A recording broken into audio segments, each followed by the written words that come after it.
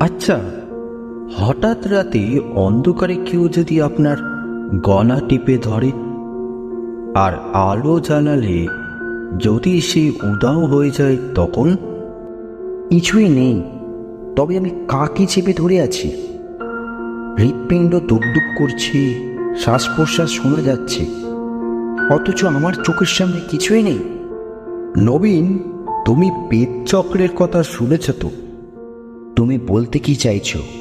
আমরা কোনো প্রেতকে গ্রেপ্তার করেছি? তবে কি সত্যি প্রেতাত্মা? তাহলে এখন করণীয় কি? একে হত্যা করে সকল আপদ চুকিয়ে দেব? মহিম আর নবীন এবার কি করবে এই অদৃশ্য প্রেতাত্মাকে নিয়ে?